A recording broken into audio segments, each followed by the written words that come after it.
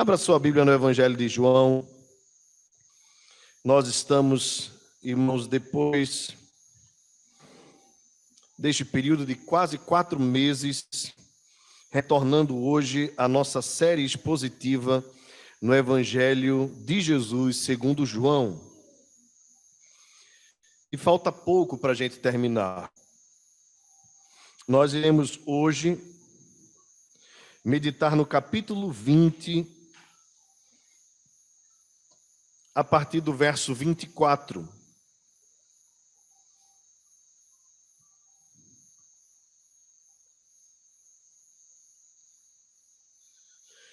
Evangelho de João, capítulo 20, a partir do verso 24. A última vez que nós pregamos no Evangelho de João foi no início de março, no domingo anterior ao início da quarentena. Eu havia viajado para Fernando de Noronha e não preguei aqui. Então nós estamos retornando aí depois de 4 meses a meditar neste Evangelho que é lindíssimo e que traz textos que só João registraram, motivado e inspirado pelo Espírito Santo. Esse, por exemplo, que nós vamos ler agora, é um registro que só João faz. Nós devemos guardar, portanto, com alegria e com zelo em nossos corações. Evangelho de João, capítulo 20, verso 24 em diante. Ora, Tomé, um dos 12, chamado Dídimo, não estava com eles quando veio Jesus. Disseram-lhe então os outros discípulos: vimos o Senhor. Mas ele respondeu: se eu não vir nas suas mãos o sinal dos cravos, e ali não puser o dedo, e não puser a mão no seu lado, de modo nenhum acreditarei. Passado 8 dias, estavam outra vez ali reunidos os seus discípulos e Tomé com eles. Estando as portas trancadas, veio Jesus, pôs-se no meio e disse-lhes: paz seja convosco. E logo disse a Tomé: põe aqui o dedo e vê as minhas mãos. Chega também a mão e põe-na no meu lado. Não sejais incrédulo, mas crente. Respondeu-lhe Tomé: Senhor meu e Deus meu. Disse-lhe Jesus: porque me viste, creste? Bem-aventurados os que não viram e creram. Baixa a sua fronte e feche os seus olhos.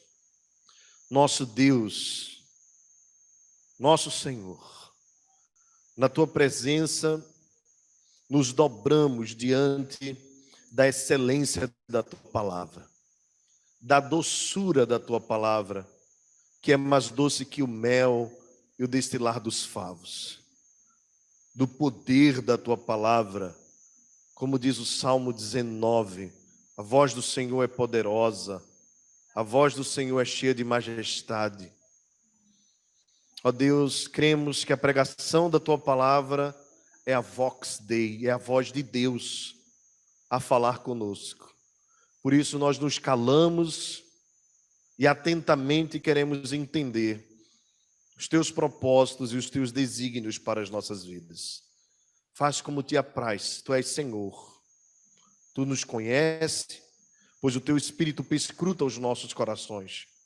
Sabes das nossas necessidades, pois habitas em nós, ó Espírito Santo. Neste momento, usa-nos com temor e tremor, com fidelidade, a fim de que teu povo seja edificado. Tanto aqui os que estão, como aqueles que estão em casa e aqueles que receberão essa mensagem em outra oportunidade. Que a tua graça nos alcance, em nome de Jesus. Amém. Meus irmãos, quem nunca ouviu ou até mesmo usou o termo "ele é como Tomé"? que precisa ver para crer. Talvez muitos nem conheçam ou nunca tenham lido a história de Tomé, mas conhecem de ouvir falar, mesmo pela expressão ou por provérbios que foram criados a respeito desta personagem tão importante da história do cristianismo. Tomé estava desde o início com os discípulos. Possivelmente o seu nome que é trazido pela Escritura, tanto o nome hebraico como o nome aramaico, Dídimo, né, grego, melhor dizendo, queira insinuar que ele tinha um irmão gêmeo, pois é isso que o termo significa. Nós conhecemos muito pouco de Tomé e muito menos desse irmão gêmeo que possivelmente ele tinha. Esse irmão não estava no corpo dos discípulos, ou pelo menos nós não conseguimos identificá-lo no corpo dos discípulos. Mas ele foi um dos que foi chamado por Jesus e que caminhou com Jesus durante os 3 anos do ministério do nosso Senhor. João registra essa história porque a história de Tomé, ela, embora seja singular no corpo dos discípulos, ela é mais do que natural quando nós olhamos, analisando a nossa própria vida e a vida da igreja do Senhor. E eu vou caminhar um pouco mais à frente para os irmãos entenderem aonde eu quero chegar. É lógico que quando nós olhamos para os discípulos, hoje, 2000 anos depois, quando temos a Escritura já na nossa própria língua, e estamos fora do contexto histórico, né, em que eles viviam, ou seja, nós não estamos no olho do furacão da história, nós olhamos para alguns deles e até mesmo lançamos críticas, não é verdade? Se, por exemplo, nós olhamos para o povo de Israel do Antigo Testamento, eu não sei se você já leu o texto e depois de ler algumas daquelas histórias, você diz assim, que raiva todo o povo de Deus, quanta coisa Deus fez e o povo não viu. Né? Quando nós olhamos, por exemplo, para a vida de Pedro, depois de tudo que Pedro passou, caminhando com Jesus e tudo mais, a gente olha, chega no final, depois de Pedro afirmar assim, Senhor, jamais te abandonarei, lá vem Pedro e nega Jesus por 3 vezes. Ele podia ter negado 2. Jesus afirmou que ele negaria 3 vezes. Na segunda, se eu fosse Pedro, eu já teria me ligado e já faria diferente. Todo mundo pensa assim. Quem nunca, por exemplo, pensou em quando chegar lá no céu, encontrar Adão e dizer, rapaz, que foi aquilo que você fez com a gente? Então, o nosso olhar sobre a Escritura é um olhar diferenciado de quem não está na história, de quem não está vivendo aquele momento. É muito fácil analisar a história assim depois, mas não é honesto fazer assim. É por isso que um dos grandes desafios da hermenêutica bíblica, e na verdade em geral, é você procurar ir ao contexto, entender, tentar mergulhar um pouco no que estava acontecendo. Então eu queria que você tentasse, mesmo que por um momento, mergulhar um pouco comigo na Escritura. Lembrar que esse evangelho foi escrito por João, que foi um dos discípulos de Jesus, o mais novo dos discípulos, que era aquele que reclinava a cabeça sobre o peito de Jesus, que esse evangelho é conhecido também como evangelho de escola pública, já deve ter recebido a visita de alguns desses missionários entregando o evangelho de João, porque é um evangelho gostoso de ler, fácil de entender, mas com uma profundidade enorme. E historicamente ele é excelente, porque a memória do jovem discípulo estava ótima, ele acompanhou tudo, ele viu mais do que os outros discípulos viram, portanto é um evangelho de fato maravilhoso, claro, acima de tudo, assim como os outros, inspirados pelo Espírito Santo de Deus. Qual a diferença então de João para os outros? Os outros são conhecidos como sinóticos ou semelhantes, Mateus, Marcos e Lucas, porque os seus registros são quase que os mesmos, com poucas diferenças. Já o evangelho de João, você encontra diversos momentos em que você não vai encontrar em nenhum outro evangelho. caso da mulher adúltera, o primeiro milagre de Jesus em Caná da Galileia, entre outros discursos de Jesus sobre ser o pão da vida, né, onde passa quase o capítulo 6 todo falando a respeito disso. Então é um evangelho, de fato, diferente, diferenciado. Nós estamos desde setembro de 2017 fazendo a exposição deste evangelho e já vimos 7 milagres de Jesus.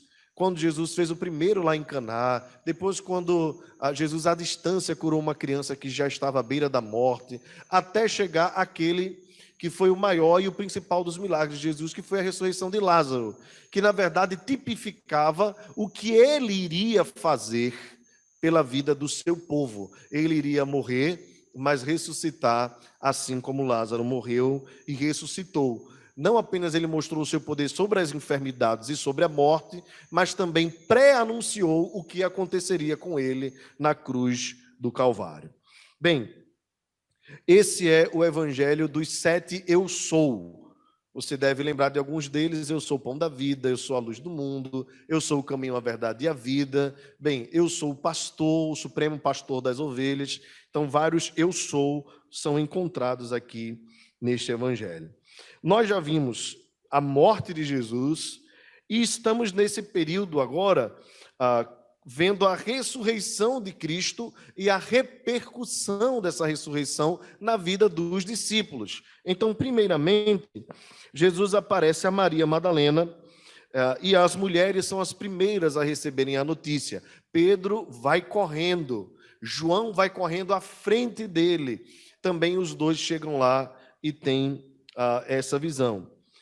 Outros evangelhos vão nos lembrar dos discípulos no caminho de Emaús, como o evangelho de Lucas, enfim. Mas esse aqui faz questão de trazer à tona o que aconteceu na vida deste homem chamado Tomé. Como eu falei para os irmãos, ele estava desde o início no corpo dos apóstolos, era um dos principais discípulos de Jesus, e vez por outra nós vemos Tomé aparecendo nas cenas, mas talvez a principal delas foi quando Jesus anunciou que Lázaro havia morrido.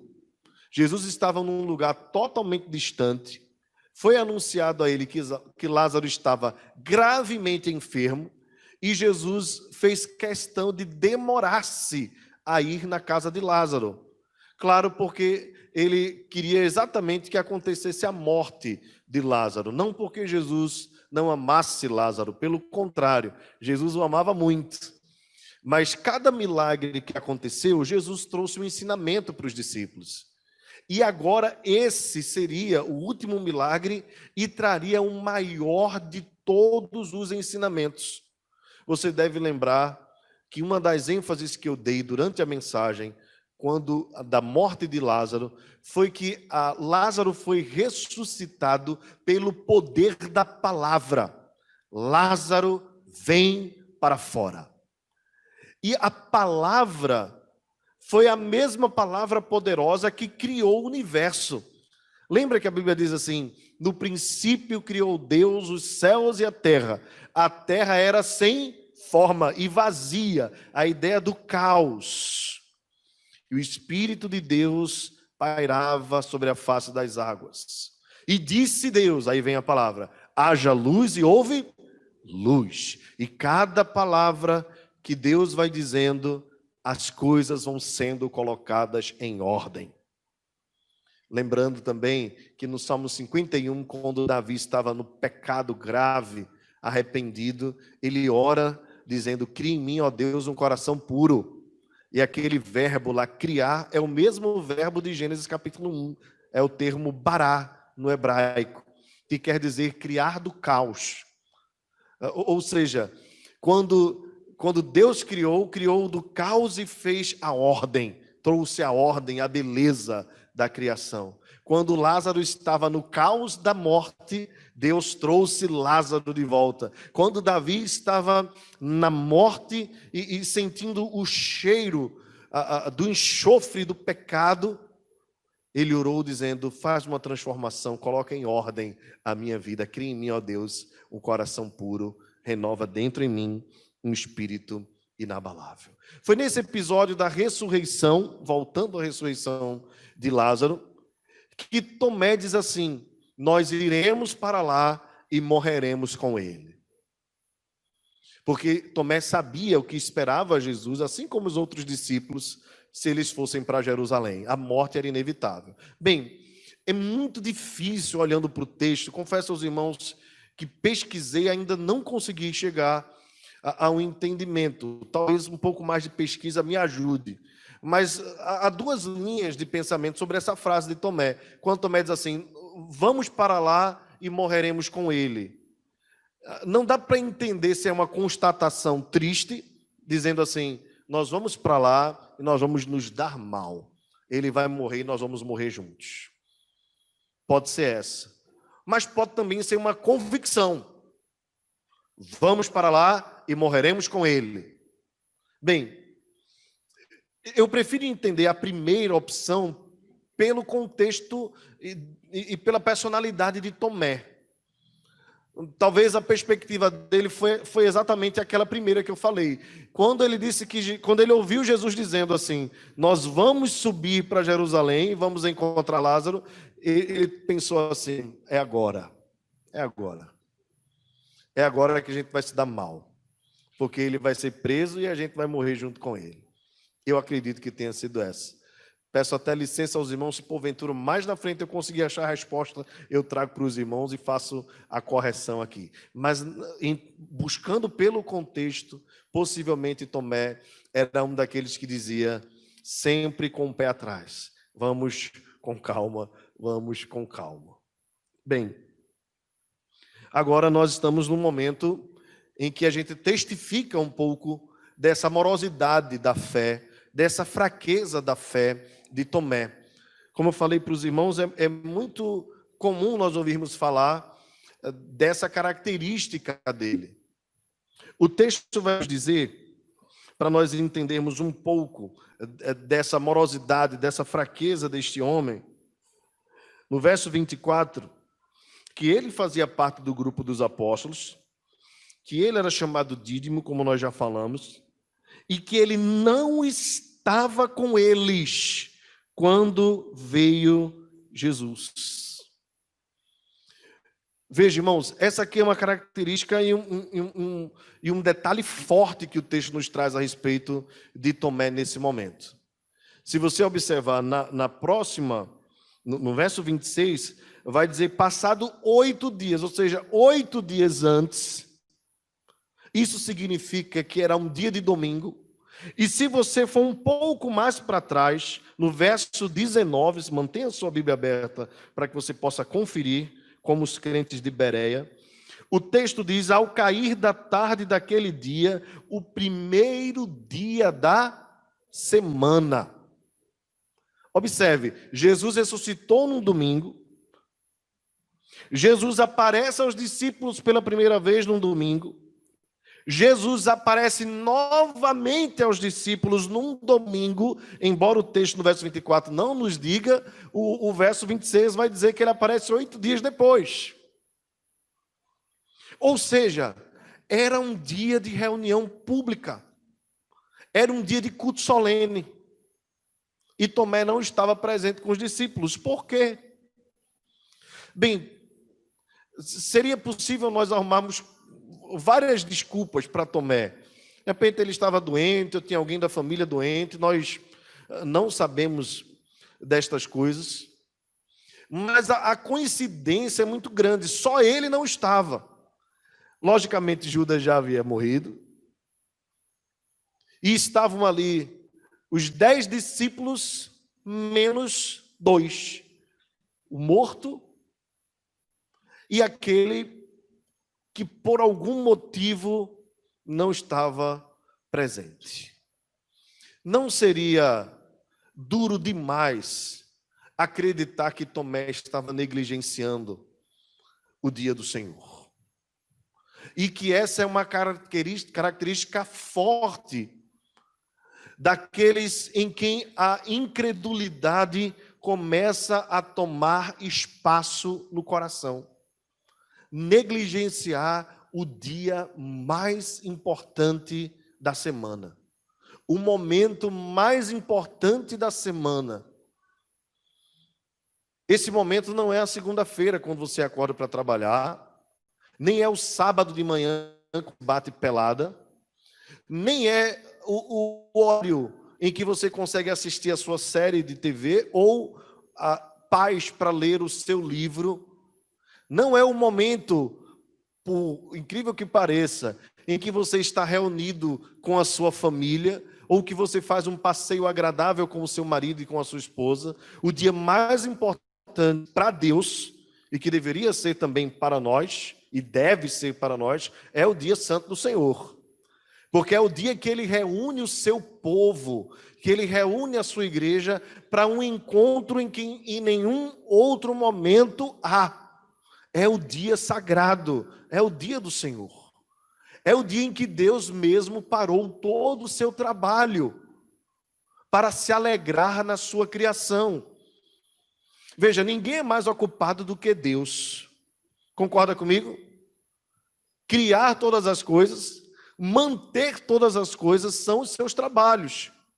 Jesus disse: eu e meu Pai trabalhamos até hoje. Então não pense que Deus criou todas as coisas e deixou, e de repente as coisas vão acontecendo por geração espontânea e coisa desse tipo. É tudo natural, não é. Existe um Logos, existe um Deus que criou todas as coisas, que coordena todas as coisas, desde as mais simples, como nascer de tinho, até a manutenção dos mares, dos rios, das geleiras do universo, do Ártico. Deus está coordenando todas as coisas. Ele coordena os ventos no deserto. Ele coordena tudo o que existe. Então, quando Deus para o seu trabalho para celebrar a criação, como interpreta Gerard van Groningen, quando ele diz aquele texto que Deus descansou, na verdade nós entendemos que Deus não se cansa, porque Deus não tem corpo. Então Deus não tem corpo para cansar, como é que ele se cansa? E se ele não se cansa, como é que ele descansou? Então Gerard van Groningen, um teólogo holandês, interpretando muito bem esse texto, com a profundidade que ele tem no hebraico, ele diz que a ideia ali do descanso é celebração. Deus parou todo o seu trabalho para celebrar, para se alegrar nele mesmo. Então, se isso é importante para Deus, meus irmãos, deve ser importante para a sua igreja também. Porque Ele nos criou para o seu louvor, Ele nos tirou do império das trevas e nos trouxe para o reino do Filho do seu amor. E nós temos dose dupla para nos alegrarmos, porque nós podemos nos alegrar pela criação de todas as coisas e pela nova criação, pois aquele que está em Cristo, nova criatura é. Ou seja, nós temos um novo coração como fruto da obra da redenção de Deus nas nossas vidas. Deus quer receber de nós o louvor no seu santo dia. É dia sagrado, sim. É dia consagrado, sim. É dia do Senhor e não nosso. Portanto, nós devemos nesse dia nos abster de tudo aquilo que pode nos afastar da presença de Deus. Tudo aquilo que pode ocupar a nossa mente. Os trabalhos domésticos excessivos, os cuidados externos com lazeres e outras preocupações devem estar fora do nosso planejamento, pois não estão dentro do plano de Deus. Todo o trabalho Ele deixou para celebrar e para se alegrar. Tomé não estava presente com os discípulos na Santa Assembleia, na reunião solene.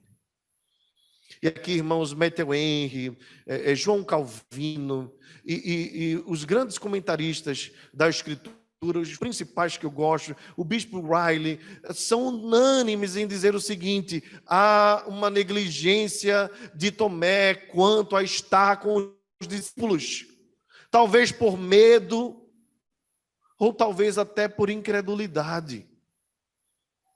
Ele não estava presente no dia do Senhor. Meus irmãos, deixa eu dizer uma coisa para vocês, com todo zelo, com todo amor, com todo cuidado. Cuidem cuidem. Porque um sinal muito claro de dureza no coração é quando nós voluntariamente, sem justificativa, deixamos de dar a esse dia o valor que ele tem, para cuidarmos das nossas próprias coisas, das nossas próprias ocupações. Jeremias já profetizava isso ao povo de Israel. Se vocês fizerem desse dia um dia agradável, e não vos ocupardes com as vossas próprias ocupações e trabalho, esse dia vos será deleitoso.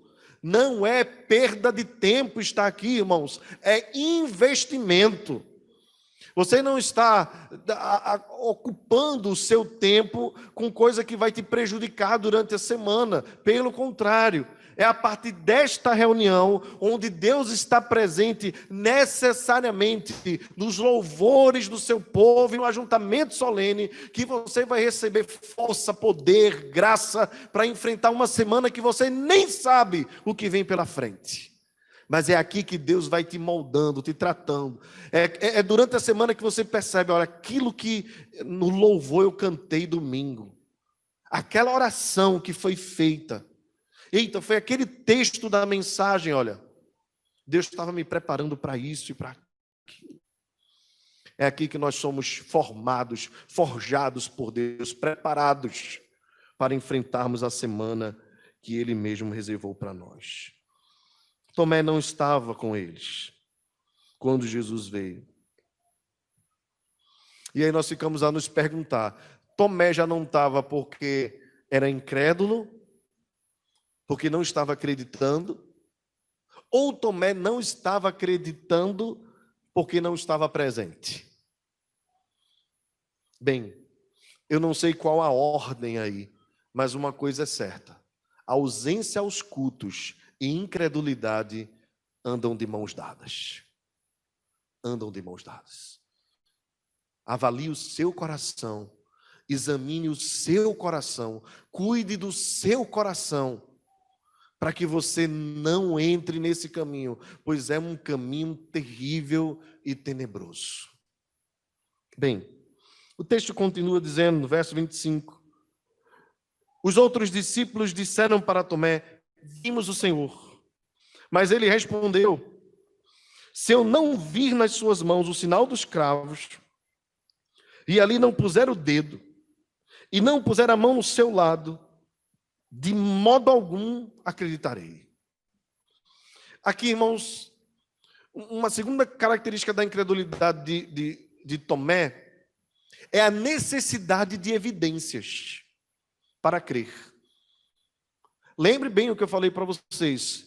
Tomé caminhou com Jesus e com os outros discípulos durante 3 anos.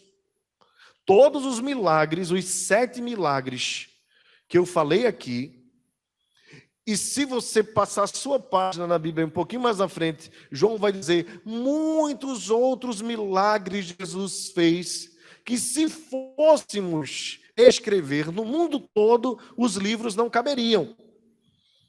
Logicamente, ele está usando de um exagero para dizer, foram tantos milagres que vocês nem imaginam. Eu nem pude registrar todos. Tomé viu todos eles, todos. Ele viu gente endemoniada sendo liberta. Ele viu cego enxergando. Ele viu surdo ouvir. Ele viu epilético voltar à sua ordem normal do corpo. Ele viu toda sorte de enfermidades sendo curadas por Jesus. Ele viu Jesus curando à distância. Ele viu Jesus transformando água em vinho. Ele viu Jesus acalmando a tempestade. Tudo ele viu. Tomé não precisava absolutamente de evidência.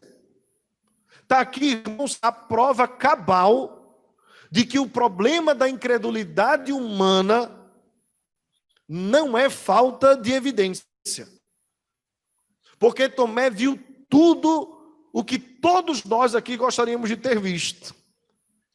Quem nunca pensou em ver Jesus andando por sobre as águas? Você já imaginou um negócio desse? Você já imaginou Jesus dizendo assim para um morto que fedia 4 dias?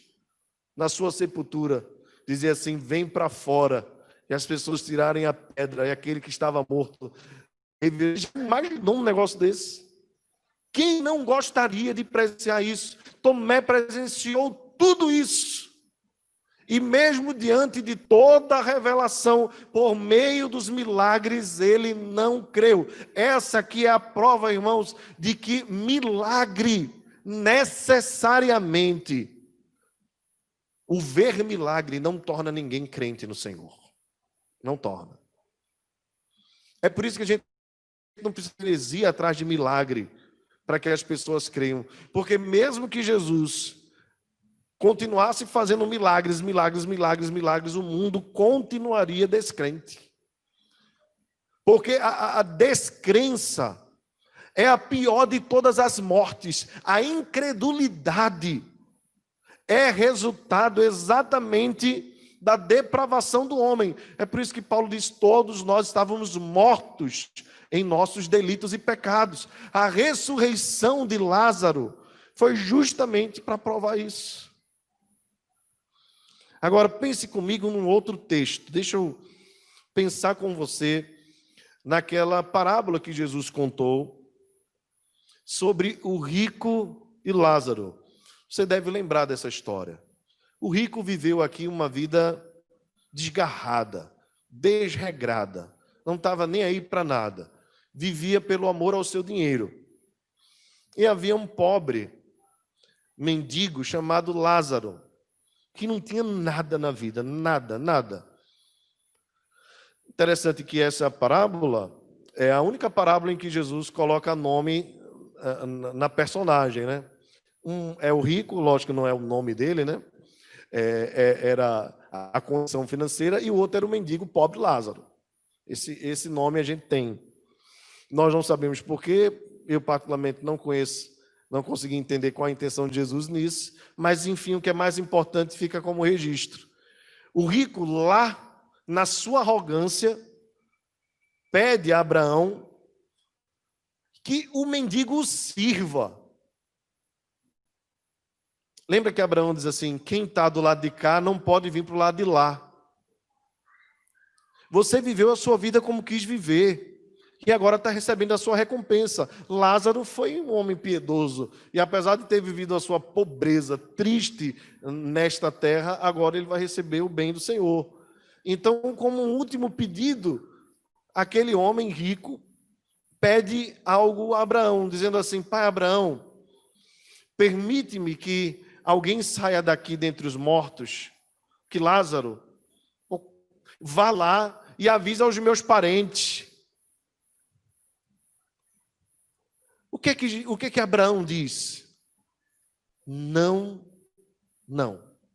Eles têm a lei e os profetas. E disse mais: nem mesmo se alguém saísse dos mortos e fosse lá, eles acreditariam. Observe, irmãos, que as duas histórias têm tudo a ver aqui.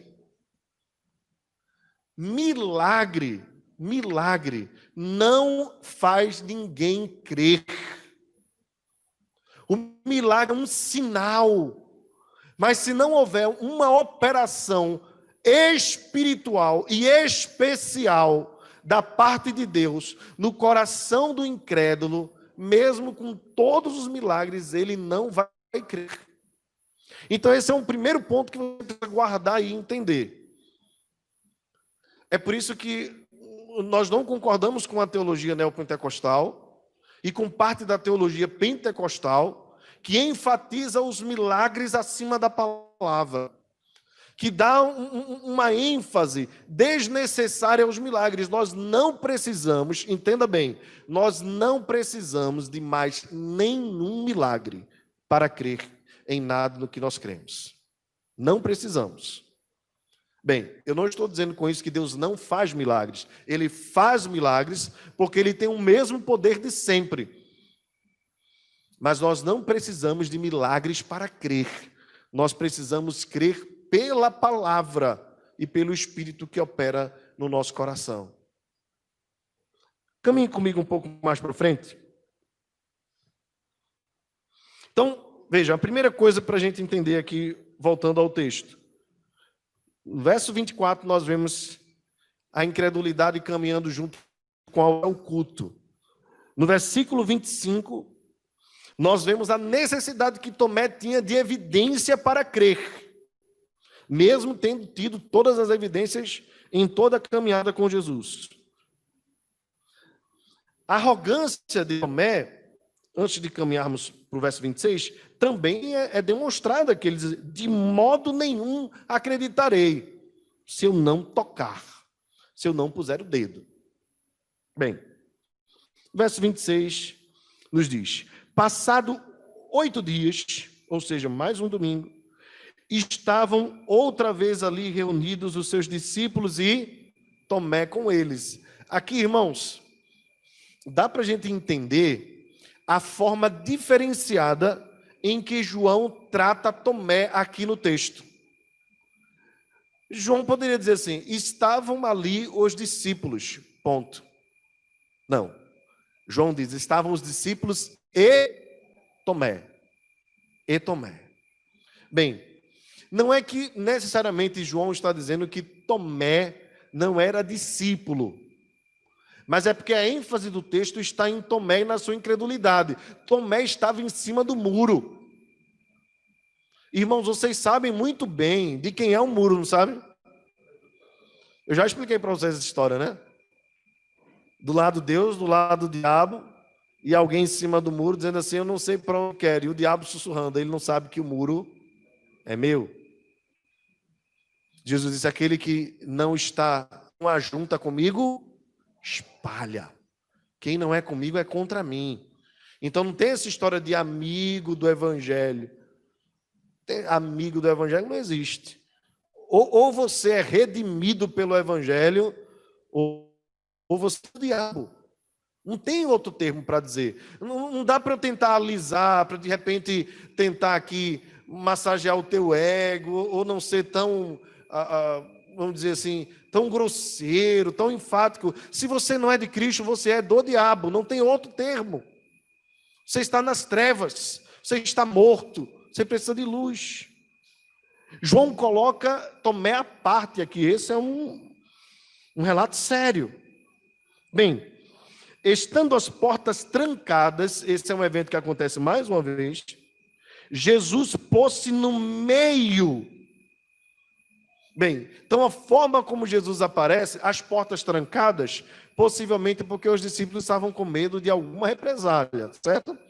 Poderia acontecer que alguns dos fariseus, dos romanos, tentassem entrar lá, porque é provável que nesse ínterim a notícia já havia se espalhado. O túmulo estava vazio, os soldados já tinham saído.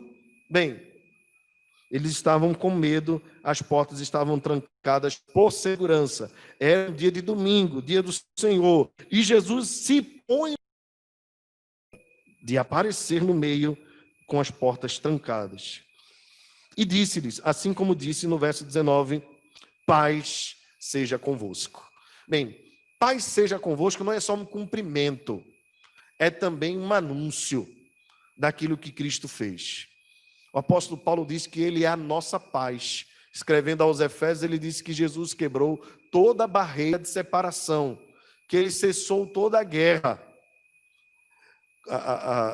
Aos Romanos, Paulo diz: justificados, pois, mediante a fé, temos paz com Deus, por meio de Jesus Cristo. Então, quando Jesus aparece aos discípulos, diz assim, paz, ele está também, não apenas desejando a paz como um sentimento, mas a paz como uma convicção. Por meio de mim agora, vocês podem ter comunhão com Deus. Toda a tribulação, toda a adversidade, toda a contenda, toda a guerra com Deus foi dissipada, porque eu morri para vos trazer paz. Que essa paz seja convosco. No verso 27, então, o texto diz que Jesus se dirige direto a Tomé. Depois de cumprimentar a todos, Jesus vai logo para Tomé e diz: põe aqui o dedo e vê as minhas mãos. Veja, uma semana antes, Tomé tinha dito: Só vou acreditar se eu colocar o dedo. Jesus, então, vem e coloca o dedo. Põe-na no meu lado a tua mão. Então Jesus disse para ele assim: se é por falta de evidência, vem e toca. Vem provar. Mas no final, Jesus diz uma palavra que pode passar por nós despercebida na leitura do texto, mas que nós não podemos deixar de nos aprofundar. Jesus diz assim: não sejas incrédulo, mas crente. Veja, queridos, a partir daqui, você observa no texto que Tomé não tem mais necessidade de tocar. Às vezes, ao contrário do que a gente vai ouvindo, as pessoas pensam que Tomé tocou, né? Tomé não tocou, ele não chegou a tocar. O que acontece é que, assim como a incredulidade é humanamente invencível e promove distanciamento de Deus, a fé promovida pela palavra de Jesus faz com que agora Tomé não necessite mais de evidência nenhuma. Louvado seja Deus. Aqui está claro, irmãos, o poder da palavra de Jesus para com a vida de Tomé. Foi Jesus quem foi ao encontro de Tomé, dizendo para ele: não seja incrédulo, mas crente. Lembra do poder da palavra? É a palavra de Deus, a mesma palavra que disse haja luz e houve luz, a mesma palavra que disse Lázaro vem para fora, agora é a mesma palavra pronunciada pelos lábios do nosso Senhor, que diz: não sejas mais incrédulo. A partir de agora, Tomé, eu quebro, eu repreendo toda a incredulidade do teu coração, e você vai ser um crente, você vai passar a crer. E pelo poder da palavra, o texto nos diz que Tomé respondeu, dizendo: Senhor meu, Deus meu, louvado seja o nome do Senhor. A fé vem pelo ouvir, o ouvir da palavra de Deus. A palavra de Deus é poderosa para destruir a maior de todas as barreiras do coração humano, que é a morte, promovida pela incredulidade. A falta de fé de Tomé foi derribada, foi destruída, foi repreendida pelo poder da palavra de Jesus. Meus irmãos, isso é extraordinário. Crermos com toda a convicção de que nós não precisamos de evidências científicas, por exemplo. Por mais que elas corroborem com aquilo que nós cremos na palavra, nós só precisamos da palavra. Só precisamos crer na palavra. A nossa salvação não depende de entender todas as coisas que acontecem neste mundo, mas de entender que Ele é o nosso Senhor e o nosso Deus. Se nós crermos nisso, nós somos os mais felizes dos homens. Não seja incrédulo, mas seja crente. Deixa eu trazer uma aplicação aqui importante para os irmãos. Isso nos faz compreender, irmãos, com toda clareza, que o que nós precisamos pedir a Deus é que Ele opere no coração dos nossos parentes que ainda são incrédulos, dos nossos amigos, mas que essa fé só virá pela pregação da palavra de Deus. Eles precisam ouvir a palavra de Deus, para que eles possam sair do estado de morte para a vida, para que eles possam crer. Apenas a palavra de Deus tem esse poder. Portanto, pregue a palavra, fale de Jesus, insta, como disse o apóstolo Paulo a Timóteo, quer seja oportuno, quer não, prega a palavra. Toda a escritura é inspirada por Deus, a voz do Senhor é poderosa, a voz do Senhor é cheia de majestade. Tributai ao Senhor, filhos de Deus, tributai ao Senhor glória e força, tributai ao Senhor a glória devida ao seu nome. A palavra de Deus é poderosa a romper as barreiras do coração. Pregue a palavra, fale fale da palavra, anuncie a palavra, ela é poderosa para restaurar a vida do mais vil pecador. A palavra de Deus do poder. Outra coisa importante para você guardar no seu, para que a incredulidade não ache guarida em nossos corações. Aqui é um outro ponto importante. Ah, mas eu já conheço o evangelho, tudo que está ali eu já conheço. Você precisa da palavra. Você precisa lê-la todo dia. Você precisa se alimentar todo dia. Sabe, irmãos, não existe neutralidade na vida cristã. Não existe acomodação na vida cristã. Quando você acomoda, você já está regredindo. Então você precisa dessa aqui todos os dias da sua vida, se alimentar dela. Ela vai te ajudar na tua vida emocional, ela vai te ajudar na tua vida espiritual, ela vai te fortalecer na caminhada. Não permita que a incredulidade comece a dominar o seu coração. É pela palavra que nós somos reavivados. É pela palavra que nós somos renovados. Você pode conhecer João Calvino, você pode conhecer Gordon Clark, você pode conhecer os maiores teólogos. Se você não se apegar à palavra de Deus, o vazio vai dominar o teu coração. A incredulidade vai começar a fazer morada dentro de você. Você pode conhecer de filosofia, de história, você pode conhecer todos os mistérios, toda a ciência. Essa palavra aqui que vivifica a tua alma, que fortalece a tua alma, apegue-se a ela. Crie rotina na sua vida, alimente-se. Assim como você come, você precisa se alimentar da palavra de Deus. A verdade é que a Bíblia diz que o que nós mais precisamos é da palavra do que do... Eu já estou perto de encerrar. O verso 28 diz que Tomé faz um reconhecimento. Senhor e Deus meu. Meus irmãos, isso é tremendo. Tomé tinha dúvidas. Tomé tinha receios. A fé de Tomé estava em cima do muro. Mas a partir da palavra, ele faz uma declaração que a maioria dos outros discípulos não fez. Tu és Senhor, Adonai, Kyrios, aquele que está controlando o universo, aquele que controla todas as coisas, Senhor absoluto. Tomé está aqui atribuindo a Jesus a mesma virtude que é dado ao Pai. Ele está dizendo, a partir daqui, Jesus, me perdoa porque durante um tempo eu tive dúvida, mas agora é como se me fosse revelado, já tirado o véu do meu rosto.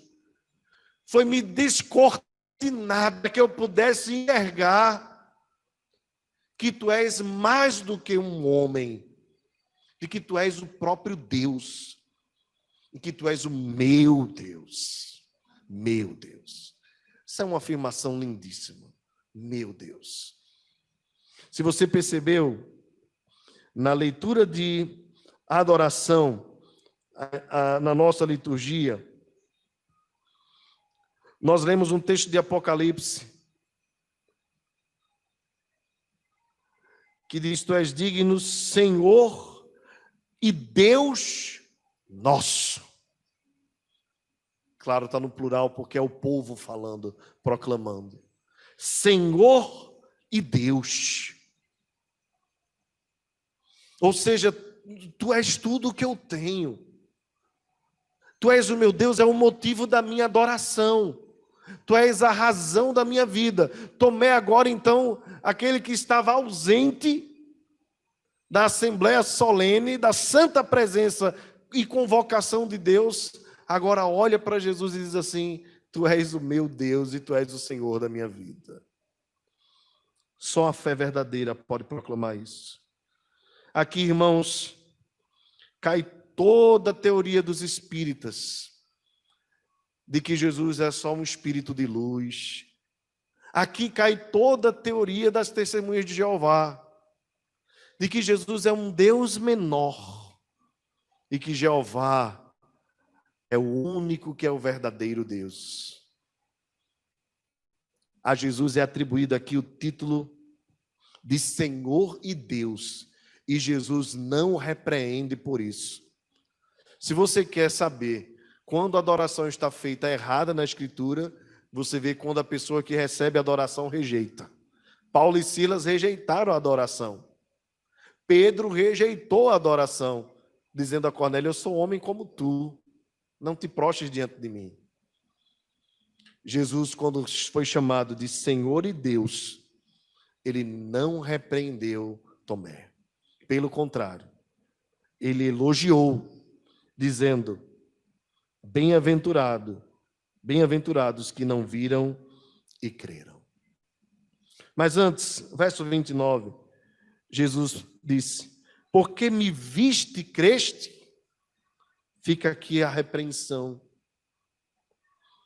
Em outras palavras, Tomé, você não precisava de nenhuma evidência para crer em mim. Você só precisava da minha palavra. Mas eu digo mais: bem-aventurados são os que não viram e creram. Somos eu e você, meus irmãos. Nós não vimos Jesus. Nós não vimos Jesus. E nem precisamos ver Jesus. Nós temos a certeza que o veremos face a face, quando estivermos na presença dele. Mas nós não precisamos de nenhuma aparição de Jesus, nem num sonho, nem numa visão, ou nem mesmo aquela história de homem de branco passeando no meio da igreja. Nós não precisamos de homem de branco passeando no meio da igreja, a não ser que seja um enfermeiro, um médico, para socorrer algum irmão, mas em nome de Jesus não vai precisar. Mas a gente não precisa, irmãos. Eu contemplo o homem de branco, e aquela história de que eu vi alguém andando, passeando, e eu fui levado para tal lugar e para tal. Nós não precisamos de nada disso. Nós somos abençoadíssimos, porque nós cremos em Jesus pela fé. Eu não o vi, mas um dia eu verei. E não sou guiado pelo que vejo, mas sou guiado pelo que creio. Meus irmãos, que nós nunca nos afastemos da presença de Deus, que não negligenciemos a Assembleia Solene. É dia de culto, é dia separado, é dia santo. Vou procurar me ocupar com o mínimo de coisas possíveis. Eu vou anelar, desejar esse dia. Esse dia para mim é dia precioso. Não é porque eu pastor, não é porque eu toco, deixo de tocar, porque eu canto, porque eu faço isso, porque eu participo, sou diácono, sou presbítero, ou é simplesmente porque Deus está aqui, porque Deus nos chamou. Todos aqueles que foram chamados por Deus sentiram o privilégio de serem chamados por Deus. Tremeram, mas sentiram o privilégio. Nós somos convocados todos os domingos para estarmos aqui. Não negligenciemos isso.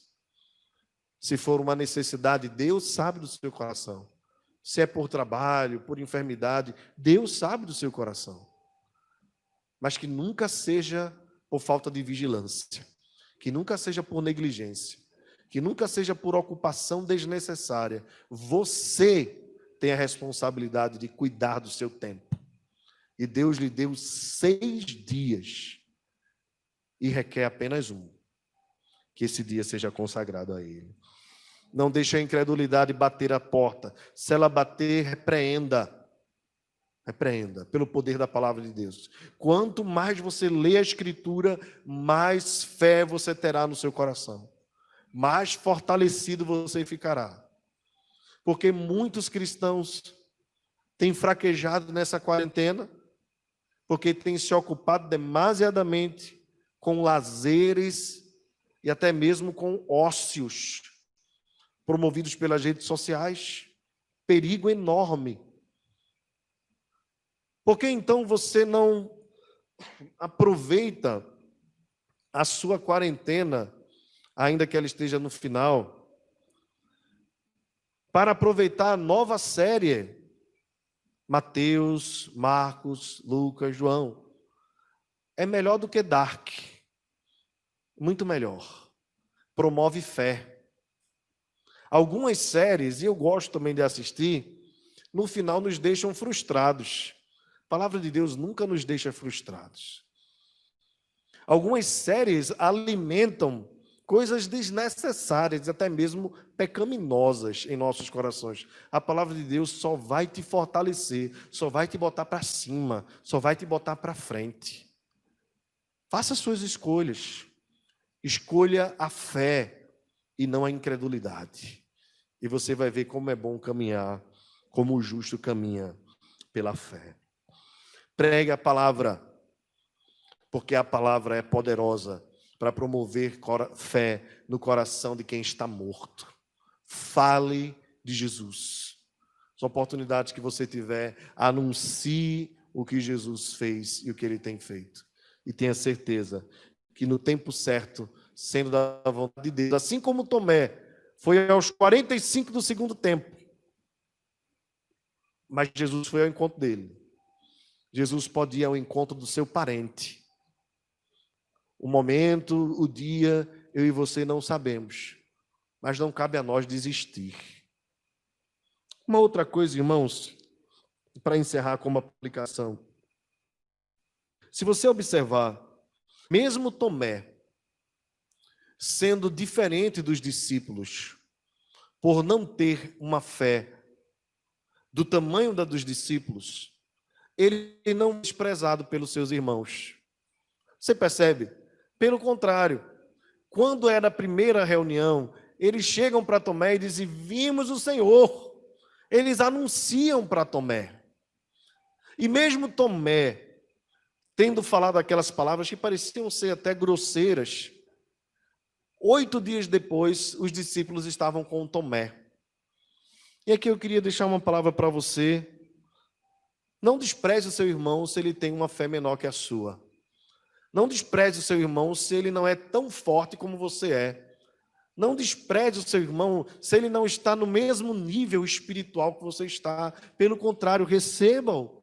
Acolha esse irmão. Deixa Jesus fazer a obra na vida dele. Veja, os discípulos não impediram, não enxotaram.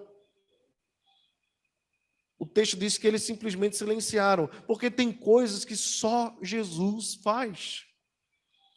Não cabe a nós sermos juízes dos nossos irmãos, nem mesmo de Tomé. Pelo contrário, é quando olhamos para alguém assim, que deve brotar do nosso coração misericórdia. Porque nós cremos que nós fomos salvos e temos as nossas convicções em Jesus pela graça, mediante a fé. Não veio de nós, é dom de Deus. Então, deixa Deus operar na vida do seu irmão. Não julgue, não rejeite, não enxote, não despreze, não discrimine. Ah, porque fulano não quer vir para a igreja. Ah, porque fulano é assim. Ah, porque Beltrano é assim. Ore, clame a Deus para que Deus faça no coração deste irmão aquilo que ele tem feito no seu. Por isso a Bíblia diz assim: olha, vós que sois espirituais, repreendei o vosso irmão com espírito de brandura. E aquele que está ou pensa estar em pé, cuide para que não caia. Meus irmãos, como nós precisamos entrar nessa campanha em favor uns dos outros. Porque se hoje você está bem, você não pode dizer nada sobre o amanhã. Mas se nós entrarmos no desafio de, como igreja, orarmos uns pelos outros, fortalecermos uns aos outros, encorajarmos uns aos outros, aí a coisa é melhor. Cuidado com a vaidade. A vaidade é quando nós pensamos que por nossa própria capacidade nós somos melhores do que os outros. Lembra que Pedro disse isso? Quando Jesus disse: um de vós aqui trairá, Pedro disse: jamais, eu não. Pedro está dizendo assim: olha, eles podem, mas eu jamais te negarei. Cuidado, cuidado. Cuide da sua própria vida.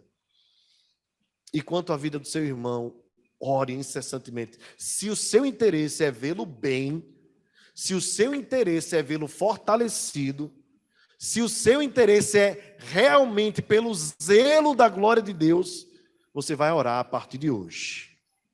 Se você não estava orando, você vai orar. Na minha mente aqui vieram vários irmãos, vários, que estão fracos. Por negligência, pode ser por vários motivos. Irmãos, vejam o que aconteceu com Davi. Quem era Davi? O mavioso rei de Israel. E quem foi Davi? E o que Davi fez?